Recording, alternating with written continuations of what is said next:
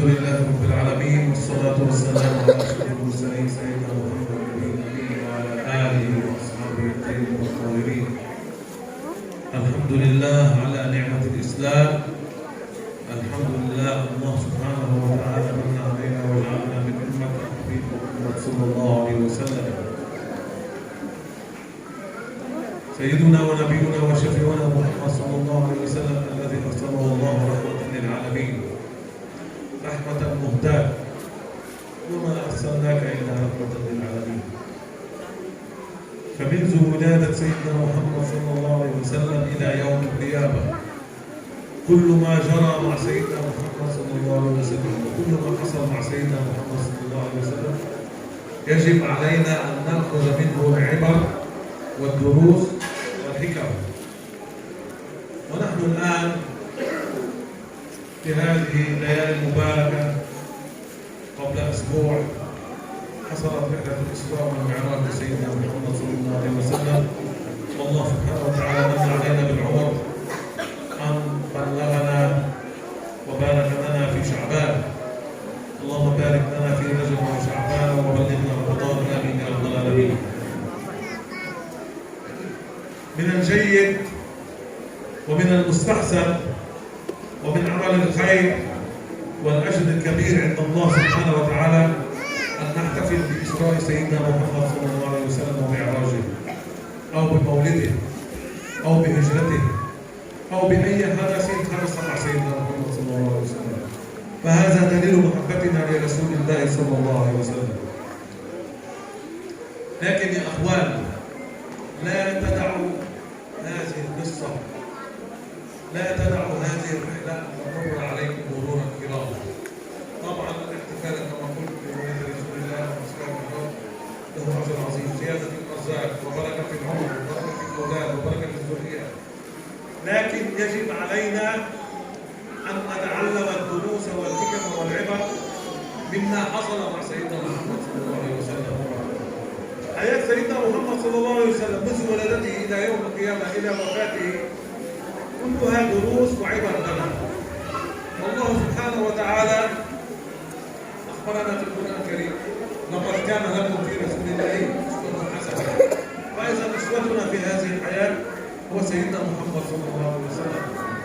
لماذا يجب علينا أن نتبع ما جاء به سيدنا محمد؟ ليكون نجاة لنا يوم القيامة، لننال رضا الله عز وجل، لننال شفاعته صلى الله عليه وسلم. الله سبحانه وتعالى تفضل وتكرم على سيدنا محمد صلى الله عليه وسلم بهذه الرحلة، رحلة الإسراء والمعراج. السبب الأول: وجعلنا لكل شيء سببا. كان هناك سبب لرحلة الإسراء والمعراج. في ذلك العام الذي حدثت فيه رحلة الإسراء والمعراج، أولا توفيت زوجته خديجة رضي الله عنها، وتوفي عمه أبو طالب الذي كان يدفع عنه أذى قريش ويحميه ويحضنه.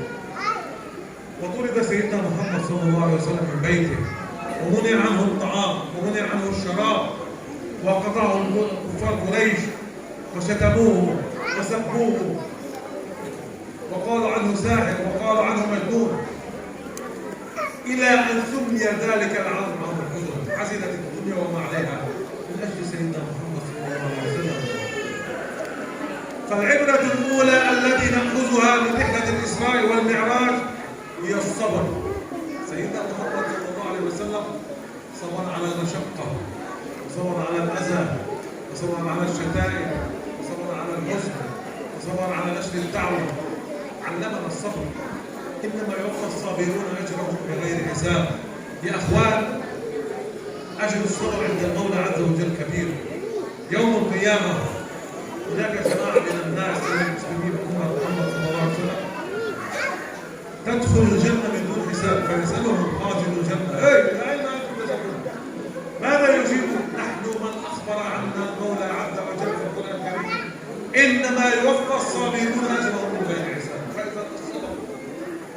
سيدنا محمد صلى الله عليه وسلم قرر أن يسافر من مكة إلى الطائف ظنا منه على أنه يجد أحد فما كان من أهل الطائف إلا كانوا أشد لؤما وكفرا من كفار الله.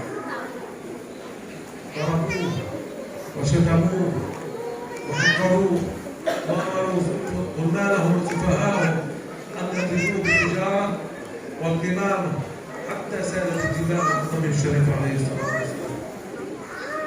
صبر سيدنا محمد، صبر يعلمنا الصبر، الصبر على اللحى، الصبر على الشدائد، إلى أن تعب سيدنا محمد صلى الله عليه وسلم وجلس يستظل بظل شجرة، فجاءه سيدنا جبريل عليه السلام. أولا الصبر. الآن الدرس الثاني: إذا توكلنا فلنتوكل على الله سبحانه وتعالى. توكلوا على الله سبحانه وتعالى، سلموا أموركم لله سبحانه وتعالى. جاء سيدنا جبريل عليه السلام، ماذا قال له؟ يا أخي أبو محمد، لو شئت لأمرت ملك الجبال أن يطبق عليهم أخشدين، هذا جبلين في الطائف، لا يبقى منهم أحد، لا أثر منهم أحد. ماذا كان جواب سيدنا محمد صلى الله عليه وسلم؟ اسمعوا أخلاق سيدنا محمد صلى الله عليه وسلم، وعفو سيدنا محمد صلى الله عليه وسلم، ورحمة سيدنا محمد صلى الله عليه وسلم. العفو عند المغفرة. لا يا أخي يا جبريل، دعهم، عسى أن يخرج من أصلابهم من يوحد الله. واحد، لئن يهتدي بك رجل واحد خير من الدنيا وما عليها، أو خير مما طلعت عليه الشمس. واحد. هذا عفو سيدنا محمد صلى الله عليه وسلم، رحمة سيدنا محمد صلى الله عليه وسلم، الصبر، العفو، الرحمة، التوكل على الله سبحانه وتعالى. فرفع سيدنا محمد صلى الله عليه وسلم يديه إلى السماء وفوض أمره إلى الله سبحانه وتعالى: اللهم إليك أشكو ضعف قوتي وقلة حيلتي يا أرحم الراحمين، أنت ربي ورب المستضعفين، إلى من تكلني يا الله؟ إلى من تكلني؟ تعبت يا الله. إلى بعيد يتجهمني أو إلى عدو ملكته أمري. يا الله، هذا البعيد، هذا الطائف ليس من ملتي، ليس من عائلتي، ضربوني وشتموني، وأعدائي في قريش طردوني من بيتي. ورغم كل هذا الألم ورغم كل هذا العذاب ورغم كل هذه المشقة، سيدنا محمد صلى الله عليه وسلم ظل مصرا على الدعوة. ماذا قال لله سبحانه وتعالى؟ إن لم يكن بك غضب عليه فلا أبالي.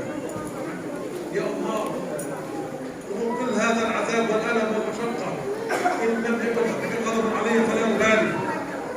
يا الله، لكن عافيتك أوسع لي. تعبت يا الله. فإذا سيدنا محمد صلى الله عليه وسلم توكل على المولى عز وجل، لم يستعن بالمخلوق، لم يستعن بملك الجبال ولا بسيدنا جبريل عليه السلام، بل سلم أمره لله سبحانه وتعالى. أعوذ بنور وجهك الذي أشرقت له الظلمات وصلها عليه أمر الدنيا والآخرة، لك العتبى حتى ترضى، سلمت أمري إليك يا الله، ولا حول ولا قوة إلا بالله العلي العظيم. فإذا أولا الصبر، العفو والرحمة، ومن ثم التوكل على المولى عز وجل. وبعد هذا الدعاء سيدنا محمد صلى الله عليه وسلم عاد الرجل إلى مكة. Setelah memanjatkan puja-puji syukur kehadirat Allah Subhanahu wa taala, salawat salam kepada Nabi besar Maulana Muhammad sallallahu alaihi wasallam, beliau bersyukur bersyukur kepada Allah Subhanahu wa taala atas nikmat Islam dan bersyukur kepada Allah Subhanahu wa taala kita semua dijadikan menjadi umat baginda Nabi besar Maulana Muhammad sallallahu alaihi wasallam yang menjadi sentral wujudnya rahmat kasih sayang Allah Subhanahu wa taala, sehingga kita berkumpul di tempat ini untuk mengingat Allah Subhanahu wa taala dan mengingat daripada kejadian-kejadian yang terjadi dengan Nabi Muhammad sallallahu alaihi wasallam.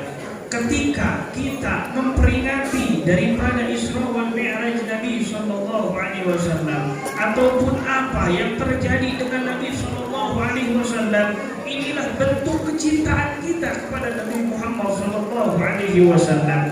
Tapi di balik itu ada yang lebih besar dan lebih penting daripada itu semua. Janganlah kita duduk memperingati segala apa yang terjadi dengan Nabi sallallahu alaihi wasallam, walaupun itu tentunya memiliki pahala yang banyak, mengundang keberkahan yang sangat luar biasa. Tapi alangkah lebih sempurnanya ketika apapun yang terjadi dengan Nabi sallallahu alaihi wasallam, kita mengambil pelajaran, kita mengambil ibrah, kita mengambil hikmah daripada apa seluruh yang terjadi dengan Nabi Muhammad sallallahu alaihi wasallam. Dari sejak lahir sampai wafatnya Nabi sallallahu alaihi wasallam, itu pelajaran untuk kita semua, itu contoh untuk kita semua yang harus kita ikuti jejak langkah Nabi sallallahu alaihi wasallam. Sebagaimana Allah Subhanahu wa taala berfirman di dalam ayat Al-Qur'anul Karim, laqad kana lakum fi Rasulillahi uswatun hasanah. Laqad kana lakum fi Rasulillah, dan sungguh telah benar-benar ada, terbukti di dalam jati diri Rasul sallallahu alaihi wasallam uswatun hasanah, suri tauladan yang baik, contoh untuk kita semua. Jadi contoh kita Nabi sallallahu alaihi wasallam, yang kita harus ikuti adalah Nabi sallallahu alaihi wasallam. Sebagaimana yang terjadi, kita semua memperingati daripada Isra Mi'raj Nabi Muhammad sallallahu alaihi wasallam. Ambillah pelajaran dan hikmah di balik Isra Mi'raj tersebut. Tentunya sebelum diisrakan dan dimi'rajkan Nabi sallallahu alaihi wasallam pasti ada sebab-sebab sehingga Allah Subhanahu wa taala memberikan anugerah dan kemuliaan yang luar biasa ini. Sebagaimana Allah taala firmankan di dalam ayat Al-Qur'anul Karim, wa ja'alna likulli syai'in sababa. Tentunya Allah taala menjadikan terhadap segala sesuatu yang terjadi ini ada daripada sebab-sebabnya. Ketika kita lihat dan teliti, ternyata sebelum diisrakan dan dimi'rajkan Nabi sallallahu alaihi wasallam penuh dengan perjuangan, penuh dengan pengorbanan, penuh dengan kepedihan, sehingga di saat itu, di tahun itu, Nabi sallallahu alaihi wasallam meninggal oleh istri tercinta yang menjadi sandaran beliau, yaitu Sayyidati Khadijah Al-Kubra radhiyallahu taala anha. Di tahun itu pula meninggal oleh paman beliau yang selalu menghalangi daripada serangan-serangan kafir Quraisy, yaitu Abi Thalib. Di tahun itu pula Nabi sallallahu alaihi wasallam diusir, dicaci, dimaki, disakiti, dizalimi, dianiaya, dikatakan pembohong, dikatakan tukang sihir. Sungguh memuncaknya daripada perjuangan Nabi sallallahu alaihi wasallam, sehingga Nabi sallallahu alaihi wasallam tetap melanjutkan dakwah ini. Apa pelajaran yang kita ambil dari sini? Nabi mencontohkan untuk kita semua untuk bersabar. Kita bersabar dalam menghadapi hidup ini, kita bersabar dalam perjuangan ini. Inilah yang dicontohkan oleh Nabi kita baginda Maulana Muhammad sallallahu alaihi wasallam, sehingga Allah Subhanahu wa taala memuji dan menjanjikan orang-orang yang sabar. Innama yuwaffas sabiruna ajrahum bighairi hisab. Tentunya orang-orang yang sabar, yang rasa sabar ini terbawa sampai mati, pahalanya yaitu masuk surga tanpa dihisab. Kelak di akhirat akan ada golongan-golongan dari umat Rasul sallallahu alaihi wasallam yang ketika dibangkitkan dari alam kubur langsung masuk surga tanpa dihisab. Ditanya oleh para malaikat radhiyallahu taala anhum ajma'in, wahai kalian, wahai kelompok, wahai golongan, kenapa engkau masuk surga langsung masuk surga yakinkan orang-orang tersebut, kelompok tersebut menjawab, kami adalah bagian yang difirmankan oleh Allah, innama yuwaffas sabiruna ajrahum bighairi hisab, golongan orang-orang yang sabar ketika menghadapi daripada kesulitan dan kesusahan. Sungguh pahala yang sangat luar biasa untuk orang-orang yang sabar. Dan Nabi SAW di dalam perjalanan Isra wal Mi'raj ini mencontohkan kepada kita semua untuk bersabar, meneruskan daripada perjuangan dakwah Nabi besar Maulana Muhammad sallallahu alaihi wasallam. Terus Nabi sallallahu alaihi wasallam melanjutkan sehingga dari kota Mekah menuju kota Thaif yang jauh daripada kota Mekah, dekat dengan kota Madinah, kota Thaif tersebut. Ketika sesampainya di kota Thaif, Nabi sallallahu alaihi wasallam, apa yang terjadi? Ternyata orang-orang Thaif lebih keras daripada orang-orang Mekah. Orang Thaif lebih ganas daripada orang-orang yang berada di Mekah, sehingga sampainya Nabi disambut dengan cacian, disambut dengan makian, disambut dengan hinaan, disambut dengan lemparan batu, yang mana orang-orang Thaif menyuruh kepada pemuda-pemuda dan anak-anak di sana untuk melempari batu kepada Nabi sallallahu alaihi wasallam, sehingga tercucur darah mulia di atas betis Nabi sallallahu alaihi wasallam. Nabi sallallahu alaihi wasallam kemudian melangkahkan kakinya dan berteduh di bawah pohon, beristirahat di bawah teriknya matahari, di bawah kesedihan perjuangan Nabi. Kemudian Nabi sallallahu alaihi wasallam didatangi oleh malaikat Jibril alaihi salatu wassalam. Apa kata malaikat Jibril kepada Nabi sallallahu alaihi wasallam? Wahai saudaraku Muhammad, wahai kekasih Allah, wahai utusan Allah, apakah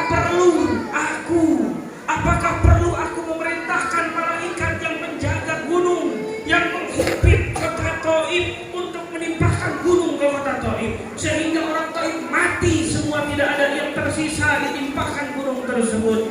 Apa kata Nabi sallallahu alaihi wasallam? Apa yang Nabi contohkan kepada kita semua? Nabi mencontohkan kepada kita semua untuk memaafkan. Nabi mencontohkan kepada kita semua untuk berkasih sayang, membalas daripada kejelekan dengan kebaikan. Nabi mencontohkan kepada kita untuk bertawakal kepada Allah. Apa jawaban Nabi? La akhi ya Jibril, la ya akhi ya Jibril, tidak wahai saudaraku, wahai Jibril, asa yakhruja min aslabihim man yuwahhidullah. Mudah-mudahan kelak suatu saat, biarkan mereka, mudah-mudahan kelak suatu saat ada daripada putra keturunan orang-orang Thaif yang menjadi penyembah Allah Subhanahu wa taala, walaupun satu orang. Sehingga disabdakan oleh Rasulullah sallallahu alaihi wasallam, andai kata engkau menjadi sebab orang mendapatkan hidayah petunjuk kepada Allah, maka perkara tersebut lebih baik daripada dunia dan seisinya. Di dalam riwayat yang lain, lebih baik daripada seluruh yang tersinari oleh matahari. Nabi sallallahu alaihi wasallam lantas membalas daripada kejelekan dan kezaliman mereka dengan kasih sayang. Kemudian Nabi sallallahu alaihi wasallam mengadukan kepada Allah, menyerahkan kepada Allah, bertawakal kepada Allah. Inilah yang diajarkan oleh Nabi sallallahu alaihi wasallam, menyuruh kita bertawakal, menyerahkan segalanya kepada Allah Subhanahu wa taala. Jika ingin kita meminta pertolongan, mintalah pertolongan Allah. Jika ingin kita mengadulah kepada Allah. Nabi mengajarkan sabar, mengajarkan kasih sayang, mengajarkan untuk memaafkan, dan mengajarkan untuk bertawakal kepada Allah Subhanahu wa taala. Mengangkat tangannya Nabi sallallahu alaihi wasallam lantas berdoa, Allahumma ilaika ashku dha'fal quwwati wa qillata hilati wa hawani 'alan nas.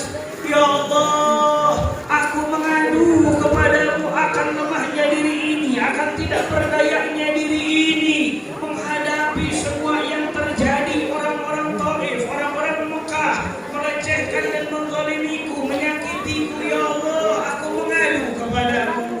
Ya Arhamar Rahimin, wahai Zat yang Maha Pengasih dan Maha Penyayang, Anta Rabbul Mustad'afin, Engkaulah Tuhan orang-orang yang lemah. Wa anta Rabbi, dan Engkaulah Tuhanku. Ya Allah, ila man takilni ila ba'idin yatajah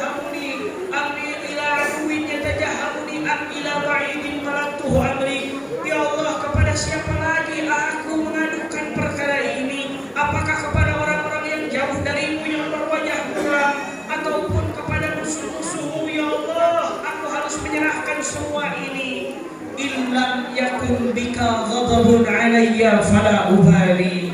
Ya Allah, yang terpenting Engkau tidak murka kepadaku, maka semua yang terjadi daripada perjuangan ini, dicaci, dimaki, disakiti, dizalimi, tidak peduli ya Allah. Yang penting Engkau tidak murka kepadaku.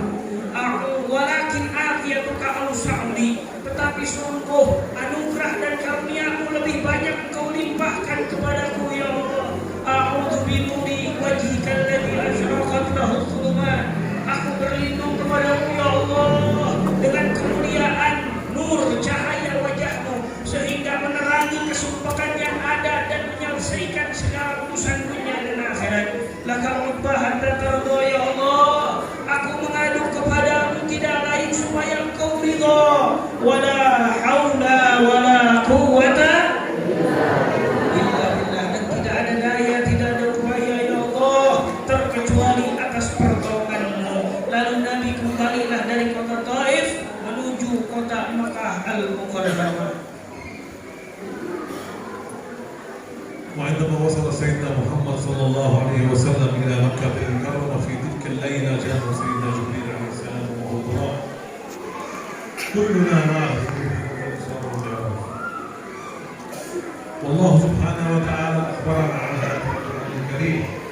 سبحان الذي أسرى بعبده ليلا من المسجد الحرام إلى المسجد الأقصى الذي باركنا حوله لنريه من آياتنا إنه سميع بصير. فإذا الله سبحانه وتعالى يخبرنا في هذه الآية الكريمة أن إسراء ومعراج رسول الله صلى الله عليه وسلم هو حادثة حقيقية حصلت بالجسد والروح. الله سبحانه وتعالى أيضا أراد أن يخبرنا في هذه الآية الكريمة سبحان الذي أسرى بعبده. فإذا أول الآية هي إثبات على أن سيدنا محمد صلى الله عليه وسلم أسري به من مكة إلى المسجد الأقصى ومن عرج به إلى السماء. لا أريد أن أشرح الآية كلها تأخذ وقت طويل، لكن هذا تأكيد على الإسراء والمعراج. وهناك من المسلمين للأسف في هذه الأيام من يقول الإسراء والمعراج هي قصة من وقت الخيال، ومن يظن ذلك فانتقل وخرج من الملة لأنه قال نص القرآن الكريم. لنعود إلى الآية سبحان الذي أسرى بعبده. الله سبحانه وتعالى لم يكن بمحمده ولا بنبيه ولا برسوله ولا بحبيبه، بس قال بعبده. فالعبودية هي شرف من الله سبحانه وتعالى. عبوديتنا للمولى عز وجل هي تكريم وتعظيم لنا عند الله سبحانه وتعالى.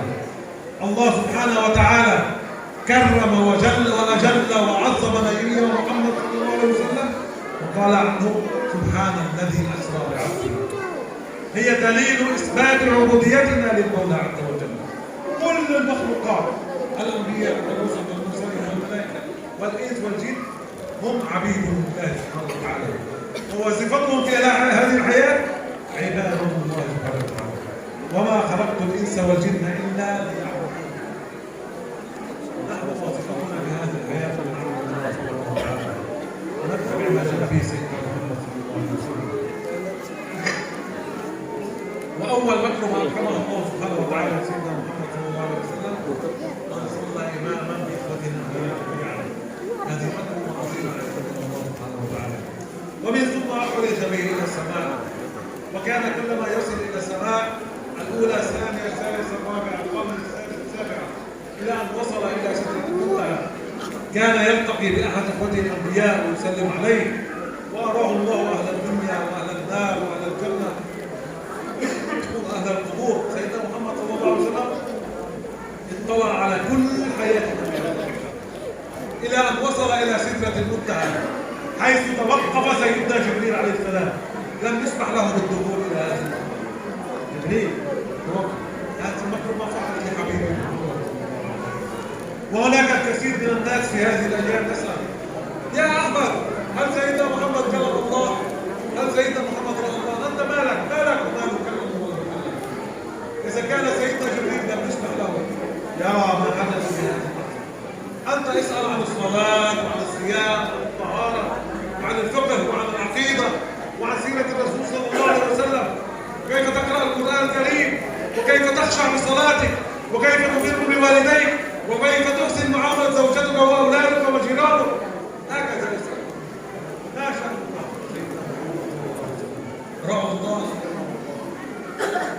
المهم الدرس الأخير، العبرة الأخيرة من رحلة المعراج سيدنا محمد صلى الله عليه وسلم الصلاة يا إخوان.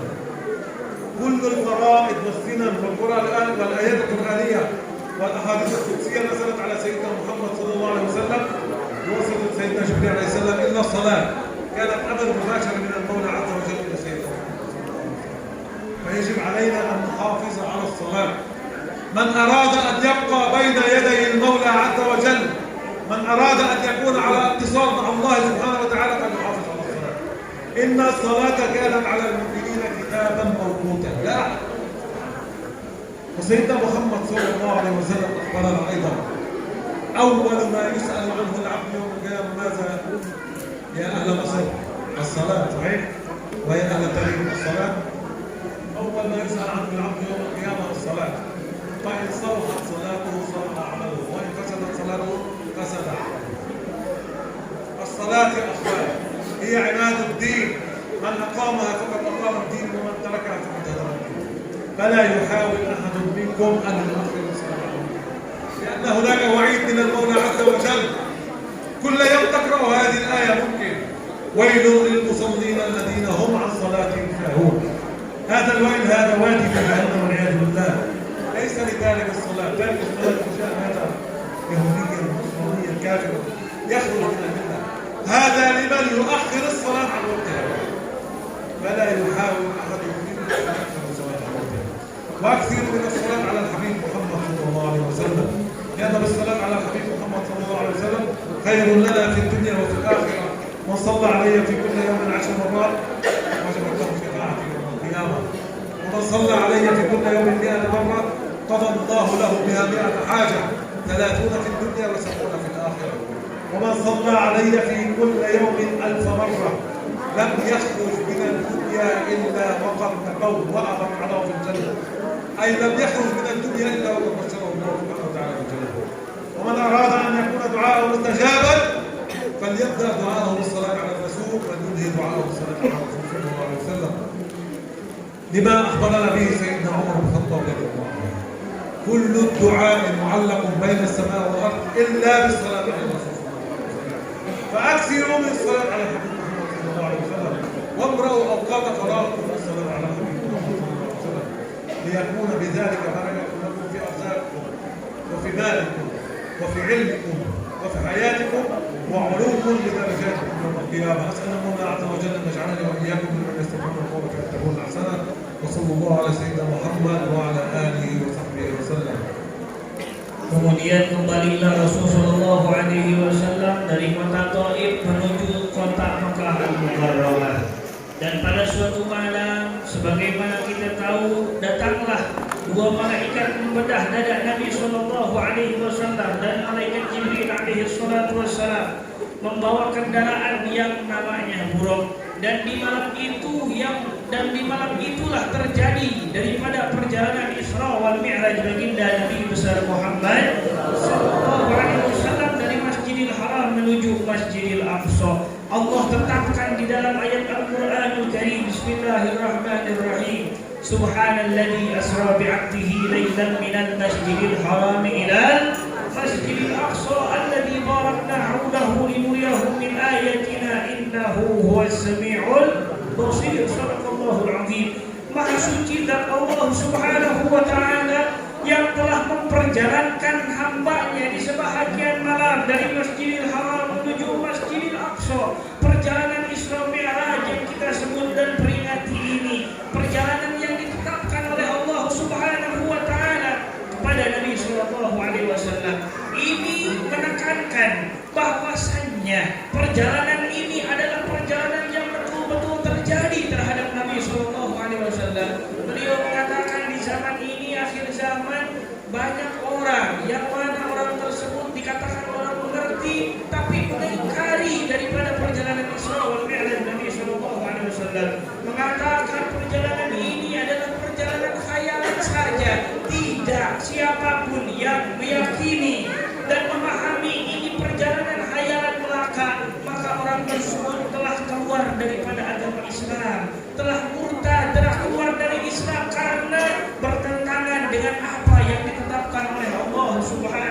taala. Ayat ini menegaskan kepada kita bahwasannya perjalanan Nabi sallallahu alaihi wasallam hamba Allah Subhanahu wa taala, perjalanan Isra wal Mi'raj, perjalanan dengan jasad dan ruh Nabi sallallahu alaihi wasallam, perjalanan jasad dan ruh Nabi sallallahu alaihi wasallam. Dan dalam kalimat ini menunjukkan kepada kita semua bahwasannya Allah Subhanahu wa taala menetapkan kepada hamba-Nya Nabi besar Maulana Muhammad sallallahu alaihi wasallam sebagai sebenar-benarnya hamba-Nya Allah Subhanahu wa taala. Begitu Allah taala mengatakan di dalam ayat Al-Qur'an, subhanalladzi asra bi 'abdihi, tidak dengan kata bi Muhammadihi atau bi rasulihi atau bi nabiyihi atau bi habibihi, tapi bi 'abdihi, dengan hamba-Nya Allah Subhanahu wa taala. Ini menunjukkan dan menetapkan Nabi sallallahu alaihi wasallam adalah hamba-Nya Allah Subhanahu wa taala, dan seluruh makhluknya Allah Subhanahu wa taala, seberapa mulia pun kedudukannya, ini adalah hamba-Nya Allah Subhanahu wa taala, dan menyuruh dan menyadarkan kepada kita untuk menghamba kepada Allah Subhanahu wa taala.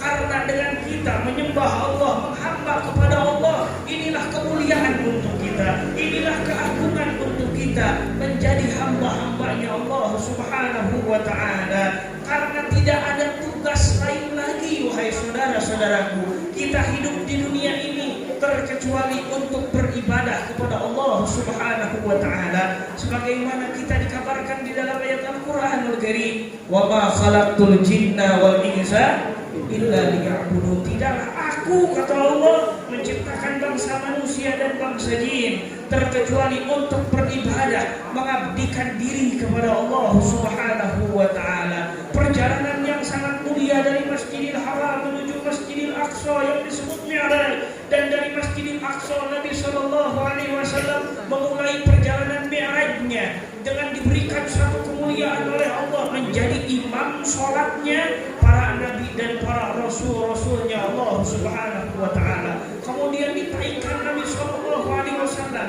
dari tempat tersebut ke langit pertama, kedua, ketiga, keempat, kelima, keenam, ketujuh, sampai kepada Sidratul Muntaha.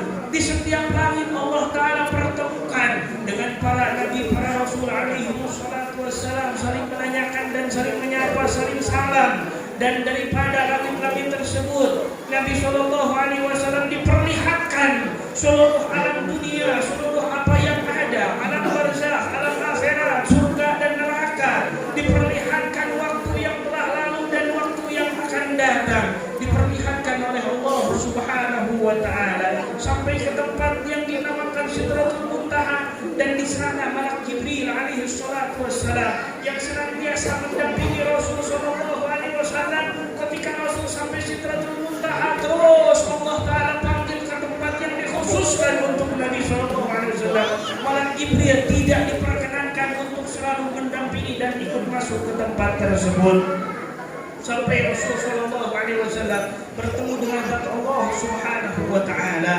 Di sini banyak kepada saya yang bertanya, ya Syekh, wahai kiai, wahai ustaz, wahai guru, apakah ketika Mi'raj Nabi sallallahu alaihi wasallam Nabi melihat zat Allah dengan mata kepala Nabi? Nabi mengobrol secara langsung dengan Allah? Beliau mengatakan, apa urusannya dengan kita? Nabi melihat zat Allah dengan mata kepalanya atau tidak? Atau Nabi ngobrol langsung dengan Allah atau tidak? Apa urusannya dengan kita? Janganlah memperuncing pertanyaan-pertanyaan seperti ini ketika malaikat Jibril alaihi salatu wassalam, makhluk yang mulia, yang agung, tidak diperkenankan masuk ke tempat tersebut, sehingga tidak tahu hakikat yang terjadi di tempat tersebut. Lantas siapa kita? Lantas apa urusannya dengan kita? Tanyakanlah tentang perkara-perkara yang bermanfaat untuk kita, yang menyelamatkan kita kelak di akhirat, yang mendekatkan kita dengan Allah. Tanyakanlah tentang sholat, tanyakanlah tentang wudu, tanyakanlah tentang bersuci, tanyakanlah tentang bagaimana mendidik anak-anak kita supaya soleh dan soleha. Tanyakanlah perkara-perkara yang mendekatkan kita dengan Allah Subhanahu wa taala. Pada intinya beliau mengatakan hikmah terbesar daripada pucuk, daripada puncak rusak hikmah perjalanan Isra wal Mi'raj, yaitu perintah sholat terhadap Nabi SAW dan terhadap umat baginda Nabi besar Maulana Muhammad SAW. Sholat ini perintah yang langsung diperintahkan oleh Allah kepada Nabi SAW. Seluruh apa keperluan, kesunnahan ayat Al-Quranul Karim, hukum-hukum yang diturunkan kepada Nabi SAW melalui wasilah malak Jibril alaihi salatu wassalam. Tapi ketika Allah Ta'ala memerintahkan sholat langsung diberikan kepada baginda Nabi besar Maulana Muhammad SAW. Sholat ini adalah penghubung satu-satunya seorang hamba dengan Allah Subhanahu wa Ta'ala. Siapa orang yang ingin terhubung selalu hatinya dengan Allah, maka jagalah sholatnya. Siapa orang yang ingin selalu ada dalam jaminan dan lindungan Allah Subhanahu wa Ta'ala, jagalah sholatnya. Karena sholat ini perkara yang diperintahkan dan ditetapkan menjadi parameter kehidupan kita semua. Wahai saudara-saudaraku, Allah Ta'ala mengatakan di dalam ayat Al-Quranul Karim, inna sholata kanat 'alal mu'minina kitaban mawquta. Sesungguhnya sholat itu telah ditetapkan waktunya oleh Allah Subhanahu wa Ta'ala terhadap orang-orang yang beriman kepada Allah Subhanahu wa Ta'ala. Dan Nabi Rasul kita tercinta bersabda apa kata Nabi? Awwal ma yus'alul 'abdu yaumal qiyamah as-shalat. Perkara yang paling pertama ditanya kelak yaumal qiyamah apa? As-shalat, yaitu sholat. Kalau bagus sholatnya maka bagus seluruh amalnya. Kalau jelek sholatnya maka hancurlah seluruh amalnya. Inilah yang disabdakan oleh Rasul Sallallahu Alaihi Wasallam. Bahkan Nabi Sallallahu Alaihi Wasallam bersabda di dalam hadis yang lain, "Sholatu ibaduddin." Sholat itu tiangnya agama. Faman aqamaha faqad aqamaddin. Siapa yang mengerjakan, melaksanakan, mendirikan sholat, orang tersebut hakikatnya mendirikan agama. Wa man tarakaha faqad hadamaddin. Orang yang meninggalkan sholat, orang tersebut hakikatnya memporak-porandakan, menghancurkan agamanya Nabi besar Muhammad sallallahu alaihi wasallam. Maka jagalah sholat, indahkanlah sholat, tanyakanlah tentang bagaimana sholat kita supaya khusyuk kepada Allah Subhanahu wa Ta'ala. Jangan sekali-kali kita melalaikan dan meninggalkan sholat karena diancam oleh Allah Subhanahu wa Ta'ala. Mungkin ayat setiap hari kita baca. Apa kata Allah di dalam ayat Al-Quran? Wailul lil musallin alladzina hum an sholatihim sahun. Wail, satu jurang di neraka jahanam yang mana dalamnya 70.000 tahun perjalanan. Untuk siapa? Untuk orang yang meninggalkan sholat, untuk orang yang melalaikan sholat. Bukan untuk orang yang meninggalkan sholat, untuk orang yang melalaikan sholat. Orang yang meninggalkan sholat kata Nabi kalau mati Yahudi, kalau tidak Yahudi Nasrani, na'udzubillah min dzalik. Tapi untuk orang yang melalaikan sholat diancam dengan wail, satu jurang di neraka jahanam. Dan perbanyaklah membaca sholawat salam kepada baginda Nabi besar Muhammad sallallahu alaihi wasallam. Sungguh keuntungan dan kebahagiaan untuk orang yang selalu bersolawat kepada Nabi sallallahu alaihi wasallam. Nabi sallallahu alaihi wasallam menjanjikan untuk orang yang senantiasa bersolawat. Apa kata Nabi? Wa shalla alayya fi kulli yawmin 10 marrat. Siapa orang yang senantiasa bersolawat kepadaku setiap harinya 10 kali, wajabat lahu syafaati yaumal qiyamah. Orang tersebut wajib mendapatkan syafaatku, pertolonganku, pertolongan Nabi sallallahu alaihi wasallam kelak yaumul qiyamah.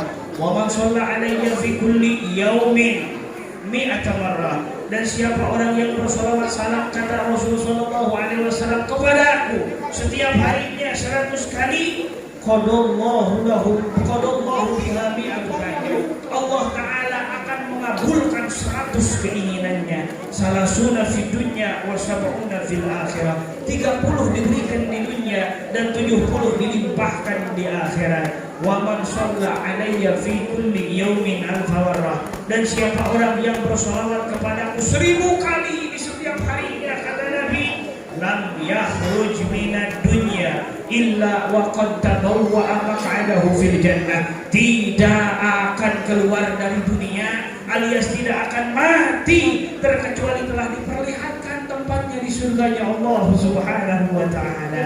Dan ketika kita berdoa memohon kepada Allah Subhanahu wa taala, kalau ingin doa kita dijabah oleh Allah taala, maka awalilah dengan sholawat dan akhirilah dengan sholawat kepada baginda Nabi besar Muhammad sallallahu alaihi wasallam. Sebagaimana Sayyidina Umar bin Khattab radhiyallahu taala anhu warḍah mengatakan, kullu du'a mu'allaqun bainas sama' wal ardh. Seluruh doa itu tersangkut antara langit dan bumi, sehingga doa tersebut diiringi, dibarengi dengan sholawat salam kepada Rasulullah sallallahu alaihi wasallam. Niscaya doa itu akan cepat dijabah, dikabul oleh Allah Subhanahu wa taala. Sholawat inilah yang menjadikan keberkahan kita, kehidupan kita diberkahi oleh Allah, umur kita diberkahi oleh Allah, segala aktivitas kita diberkahi oleh Allah, dan dijadikan orang yang selamat dan berkah di dunia dan di akhirat. Semoga kita semua termasuk golongan yang mendengarkan nasihat dan mengikuti nasihat baik tersebut.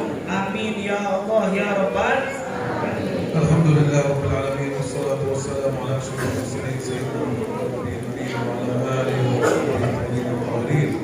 Allahumma inna nas'aluka bima sa'alaka bihi habibika wa nabiyyuka wa shafi'ina Muhammad sallallahu alaihi wasallam an tarfa'na ad-da'a wal bala'a wal malaa wal wabaa'a min al-a'daa'.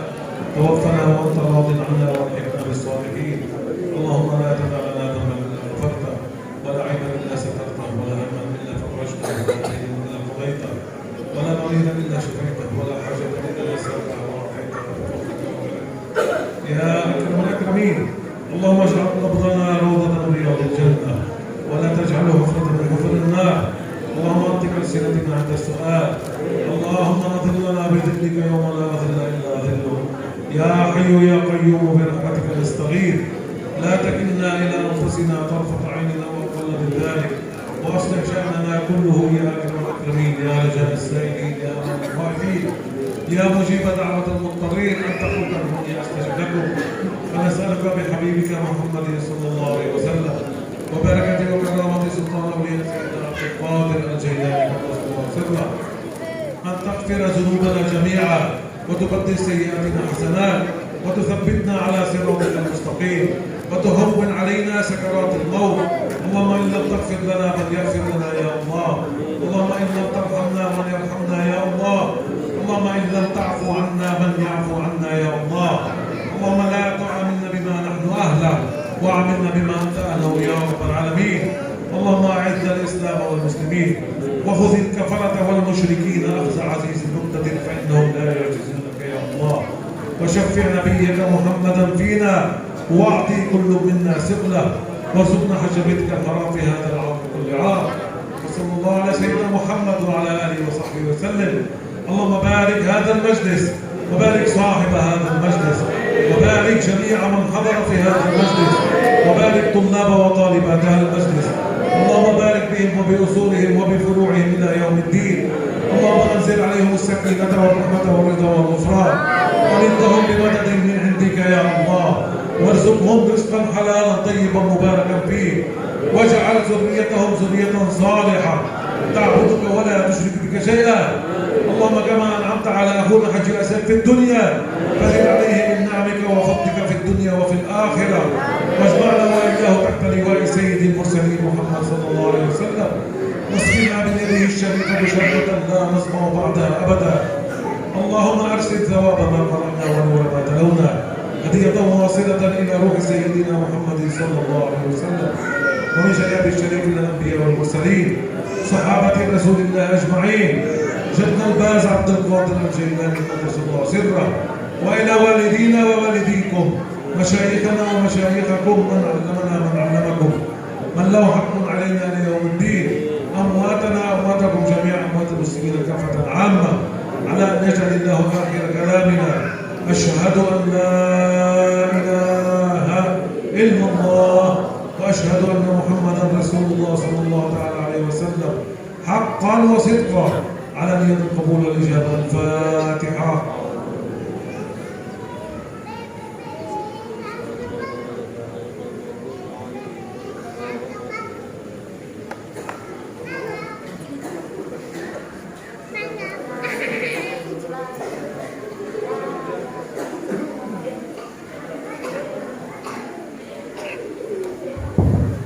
kata beliau, yang mau bersalaman boleh bersalaman, tapi meminta kepada semuanya supaya tertib.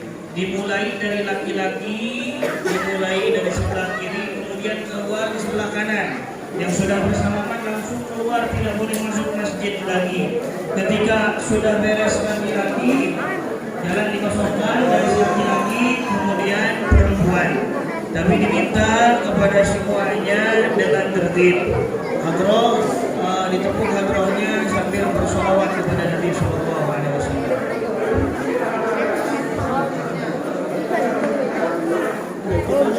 Semuanya mengantri di sebelah kiri, Syekh di sebelah kiri, kemudian keluar sebelah kanan. Panitia mohon dirapikan.